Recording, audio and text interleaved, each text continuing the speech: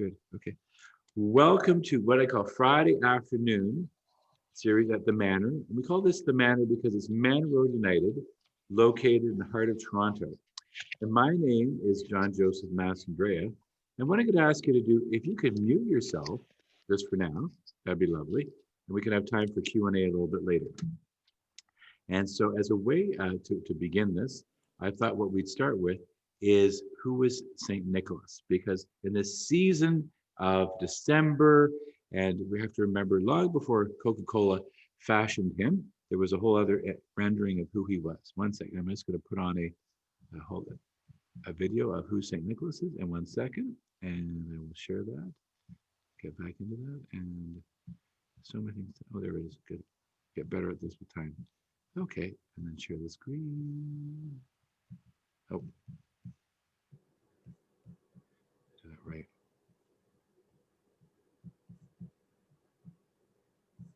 Okay. One thing you learn when you share, you have to put up audio, and otherwise it doesn't work. Okay. Every once a year when Christmas comes, I pack my sled with dolls and drums, and I'm on my way with happiness for little girls and boys.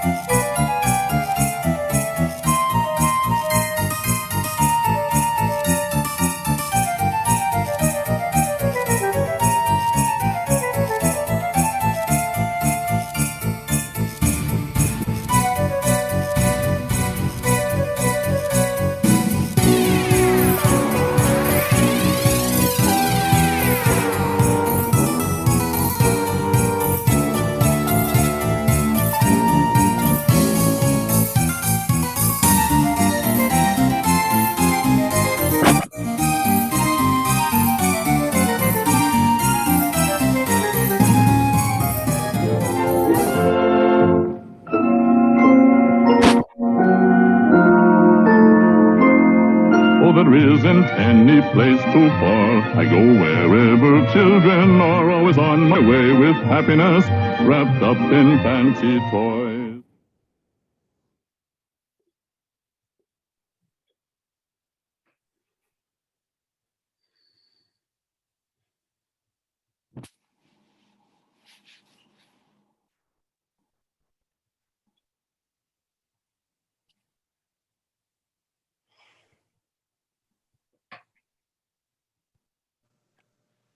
John, can you unmute you, please? We can't hear you. Good idea. Thank you. Okay. Thank you.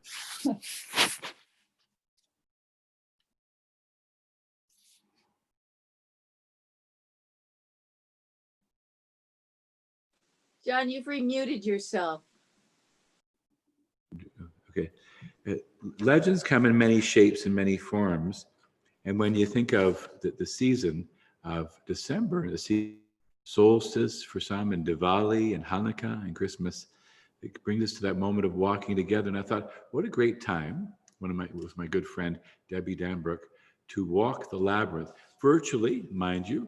And so here we have the Shark Labyrinth, which it's a replica of the Shark Labyrinth, as you can see before you, and it comes from the Labyrinth community of Toronto.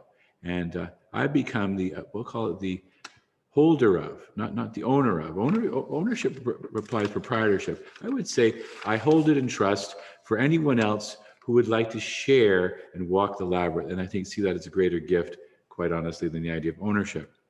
But before you is that wonderful labyrinth, which speaks of a beginning, and I'll share with that in a moment. We're going to hear first Debbie Danbrook share a piece on her shakuhachi, and then she'll tell you all about the shakuhachi. I'll tell you about the labyrinth. And over to Debbie. Thank you, John Joseph. Thank you so much for having me here today. And thank you for all these wonderful people joining us all around the world. It's very, very nice to see lovely friends and new friends too. And just remind everybody to please mute. Okay.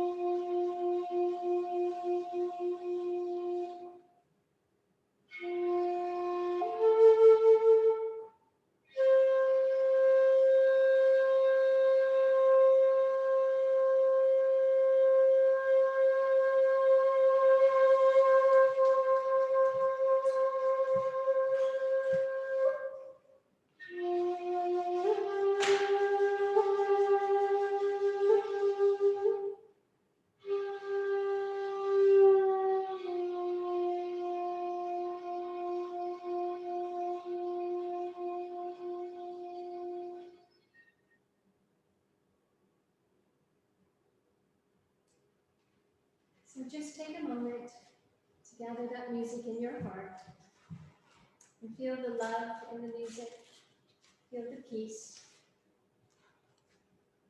the strength, and the joy. And holding that feeling in our hearts for our entire labyrinth walk for today. So I think I'll start first of all with talking a little bit about the shakuhachi. Yeah.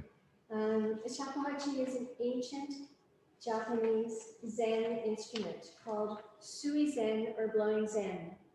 So when I'm playing the shakuhachi, I'm doing a type of Zen breath and a Zen meditation. So instead of sitting and just focusing on the breath in and out, I'm focusing on the breath but going through this beautiful, beautiful instrument. I first heard shakuhachi in Vancouver. I was out at a dance conference and there was a shakuhachi player there, and after the very first note that he played, it was my aha moment. I knew that that was my flute. And within a week, I had flown to Japan to study this ancient instrument.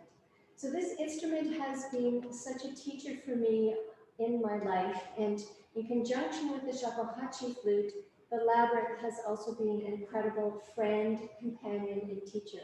So when I had the great pleasure of bringing shakuhachi together with the together with the labyrinth and the walking meditation, it's just one of my favorite things.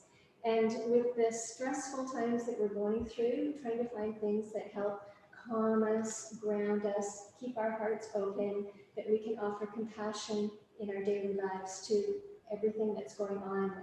Music, healing music, and the labyrinth are just two of the best tools that we can actually have. The other interesting thing about shakuhachi, it's only played by men because it's too difficult for women. So I became the first woman to master shakuhachi and go on to make a professional career out of it. So again, there's that nice thing of feeling a yin-yang between male and female energies with the shakuhachi. So maybe I'll talk just a little bit about the labyrinth and then I'll pass it on to John Joseph if he has anything he'd like to add. The labyrinth, this one is so beautiful, is an ancient sacred symbol. So it's been around for thousands of years in completely different parts of the world, in completely different civilizations. And it seems to come up every time that we need it in our evolution and when we need it as a type of energy and spiritual tool. So the labyrinth showed up 20, 30, we don't know exactly how many years ago, but Jean Houston is a wonderful, wonderful spiritual leader, and I know I learned some things about the labyrinth from her. And I started walking the labyrinth, and the first time I walked the labyrinth and played the shakuhachi, I could feel that unity, that incredible energy going this way and that way. So it brings us grounded into the earth, it opens our heart, and it invites in our spiritual dimension too. So if it's your first time to walk a labyrinth or to watch someone walk a labyrinth, there are 3 sections to the labyrinth. There's the walking in, there's the meditation at the center, and then coming out again. And so as we walk in, sometimes we'll have a prayer, sometimes we'll have a question, sometimes there'll be something in our life that we need guidance with, and sometimes we're just seeking guidance. And so that's the quest as we walk in. When we get to the center, you can rest in the center for as long as you want. Allow anything to settle that needs to be settled. Allow anything to have energy and calmness and peace that needs that energy. If you need a little bit of energy to come in to give you some joy, invite that in. And then as you walk out, it's bringing that energy into your field, into your daily life. So it's the 3 parts, and the other 3 that I would suggest, you stand at the beginning of any labyrinth, take 3 deep, grounded breaths. It really helps to calm you, it grounds you, and it allows you to just be really settled and to walk the walk that you need to walk at that time. So for many of you at home, you don't have the beauty of this incredible labyrinth to walk with us today. But there are finger labyrinths that I would really, really suggest are a wonderful tool. One I will show you here is one that I have printed with some information on the back. And what you can do is print one out on the computer, and you walk the labyrinth with your finger. And yeah, everyone's holding up their finger labyrinths. Perfect, those are lovely. And John Joseph is going to show you one that he has here. But these are ones that you can print out. You can listen to healing music at home, a wonderful tool. You can do the finger labyrinth at home, a wonderful tool. And then also look in your area, because I know we have people from around the world, which is so exciting.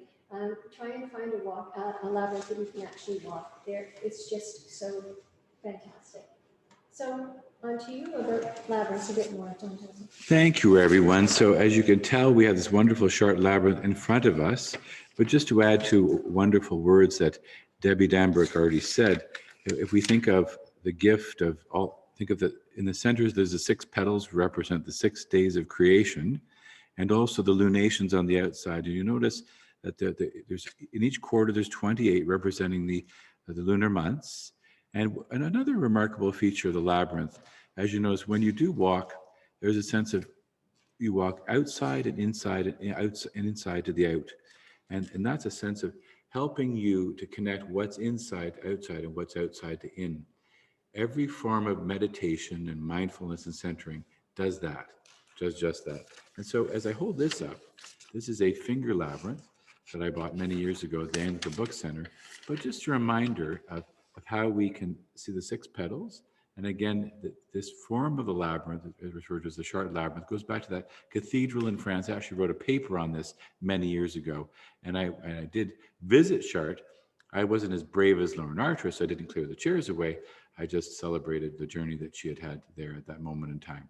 And just to remind, as part of the discussion, in the Middle Ages, many cathedrals created labyrinths in the center of the cathedrals, because for some reason there was people making pilgrimages to the Holy Land, and for some reason some of the Crusaders were killing people on the way to the Holy Land, so it became very unsafe to do so. So as a way to recreate that sense of pilgrimage, they fashioned labyrinths on the floor of many cathedrals. But as Debbie did say, one great gift is they were found all over the globe, going back thousands of years. So there's a spiritual connectivity between many cultures and many places and many walks of time. And so part of today, the great treat is to have Debbie playing and also walking. And I get to walk here too while I'm with her here at Manor Road United. And what we're going to do, I'm just going to bring up the PowerPoint that we have. What we've done is we've created images of the 4 seasons. And in 1 second, I'm just going to call up the PowerPoint and bear with me. And because there it is. Okay, back to the Zoom room. I'm just going to share it as we speak. And then we see this one, and everyone can see that, I'm certain. Okay, I'm just going to go back to the beginning.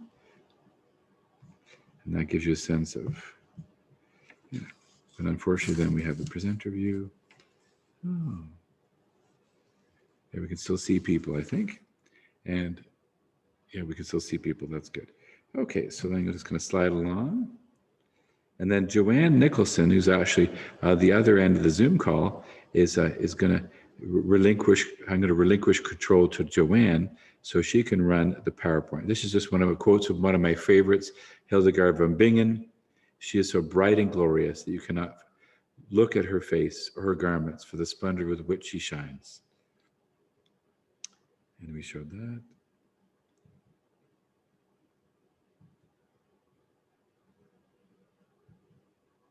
And we'll start with, we're going to cover the 4 seasons: fall, winter, spring, and summer. So I would say over to Joanne.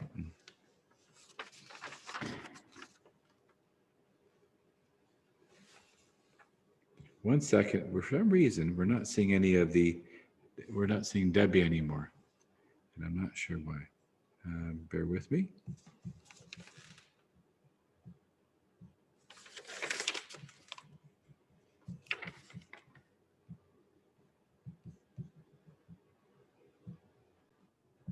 Would you like me just to do a walk? Yeah. First? Yeah, just to do that. Okay. Okay.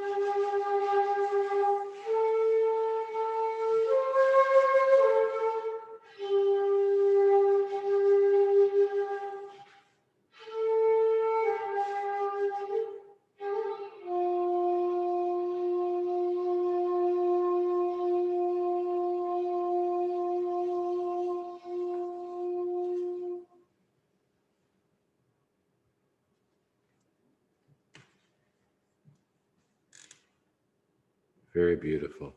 Now I did, because Debbie Danbrook is so inspiring, I did figure out a way to integrate the PowerPoint and see the images while she plays, because that's what Debbie does. She inspires people all the time. And I'm not saying that because I think it's truly wonderful. There we are. So what we're going to do, I'm going to,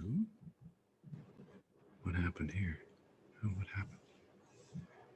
Bear with me 1 second. Yeah, there we are. Okay. Okay. I'm going to let Joanne, once we get to the fall portion, run the PowerPoint, and then we'll pause in between each season. Here we are. Okay, now I'll be able to walk myself. Good.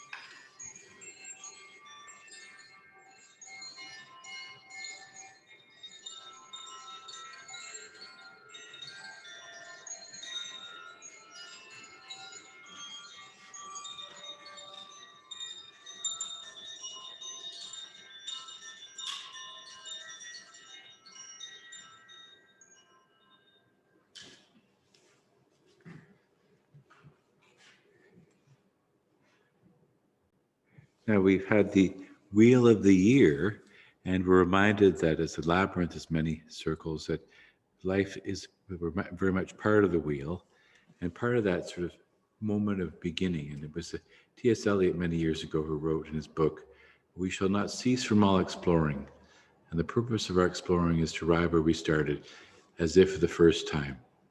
So now I invite you, as we'll go back into the different seasons, and we'll linger a bit more in each, to think of, as we're looking at images of fall, think of places you have been. As much as many of us, we're all in pandemic right now, people certainly did have opportunity to walk outside. Think of those memories that you hold dear and the people perhaps you think of right now. And let's just go back to the fall images, and I'll just slide into that again. And there we are, 1 second, and call that up and share that. And then there we go. There we are. What I will do is I will just go back to the very beginning of this, and then we'll just linger in 1 second. I did a funny thing.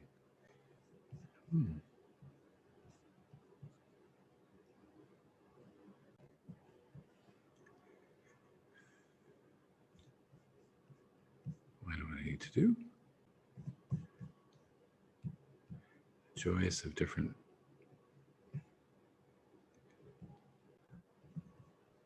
It's so nice to see as you're doing this, everyone pops up on the church wall as you go through, and I can see everyone sitting. I love it. I think that's where. Oh, there we go. Lovely places.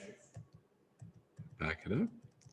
That's what I have to do. We're going to fast forward backwards because that seems to be how it's working right now. And there we are, back at the beginning. Okay. So we're just going to gently walk. And then, Joanne, if you can just linger in each scene and then pause at the end of the fall. And then we'll have a sense to remember the fire and wonder of the trees we have seen, the people we have walked with. And let's linger in the fall.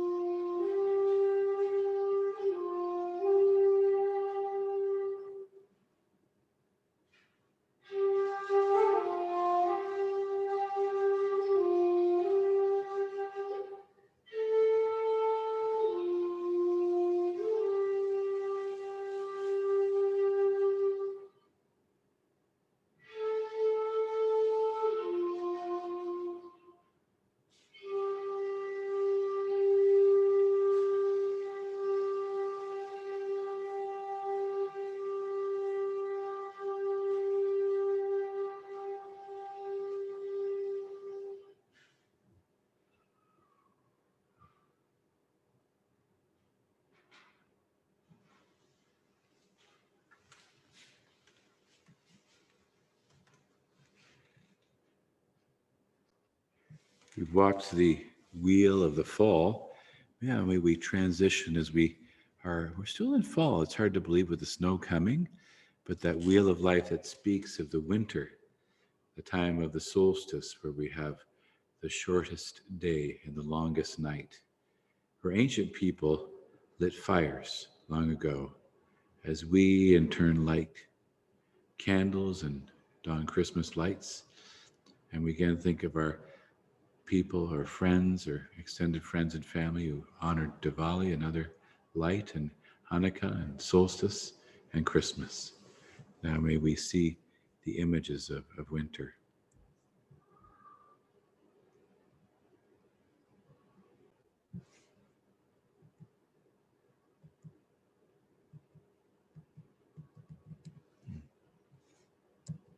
Joanne, can you just transition to the images of winter? There we are. Perfect.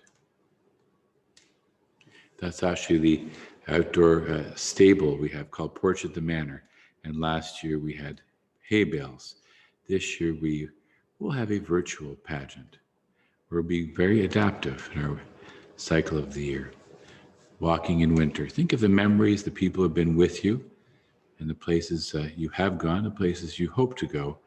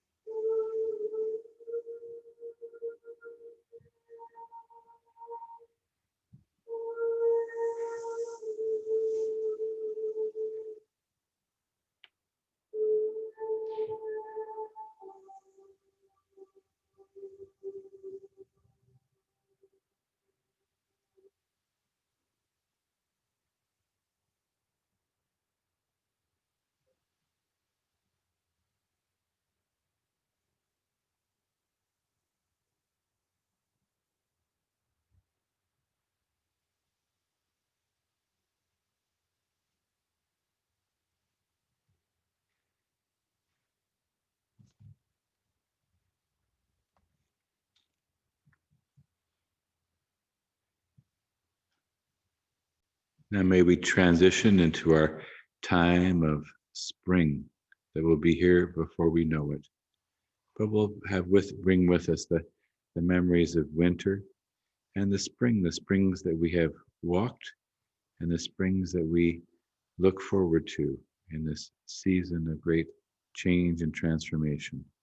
And we'll call up the PowerPoint once again and move to the moment of spring. And I think there it is. There we are.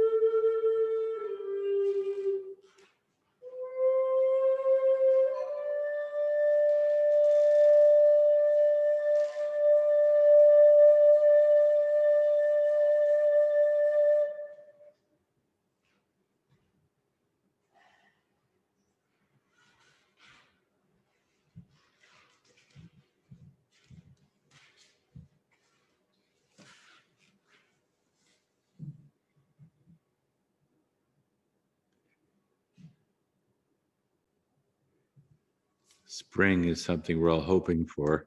And that wheel of watch the image of the, I think it might have been a hyacinth pushing up. And the power of just the green light pushing up from the soil as we are pushing up now to be thriving and filled with life. And we come to the last quarter of the season of summer, a time where we like to remember where we have been, and even this past summer, how we had opportunity to go outdoors and find great water and great seas. And may we think of the circle and the season of summer.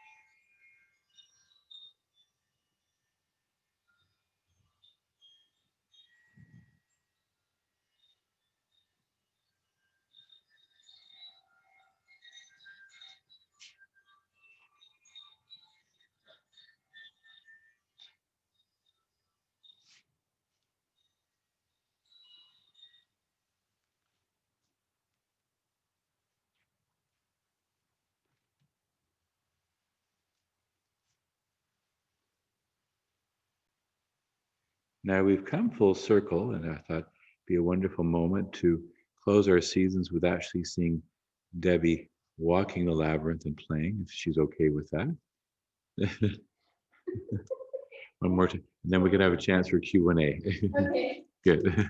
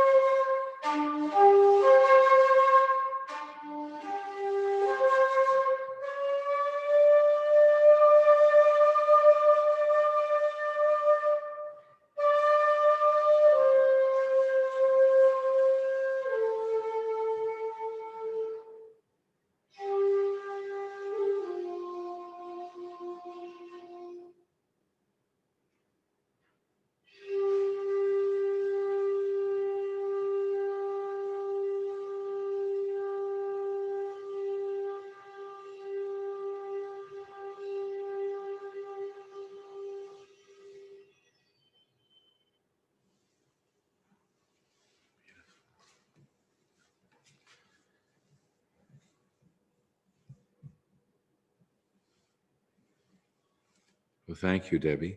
Doesn't seem appropriate to clap. I would say namaste.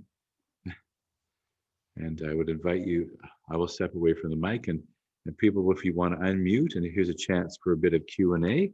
And I'm sure you might have some people certainly know, and the opportunity to talk to Debbie directly. Bring it to the. Thank you, Johnson.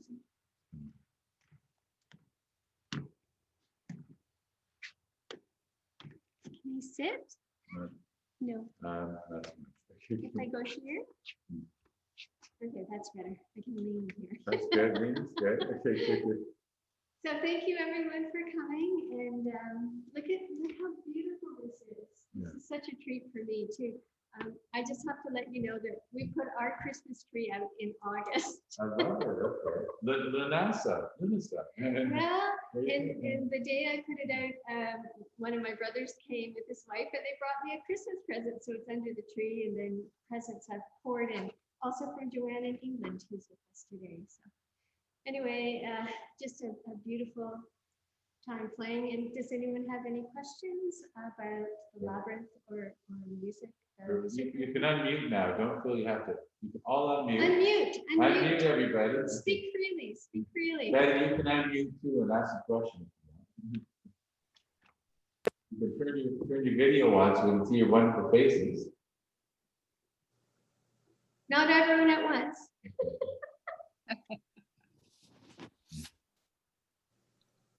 As usual, Debbie, it is so beautiful when you play and you sing. You take us to the deepest place within ourselves, and I thank you. And also, I forget your name, the other host, the one who is speaking. Your voice is beautiful too, and just complimented Debbie's voice in leading us.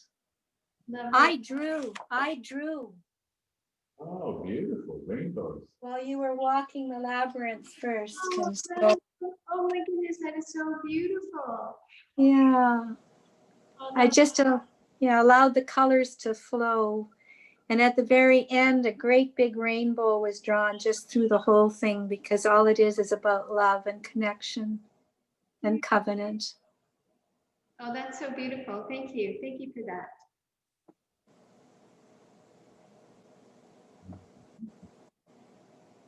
Anyone else, or are we good?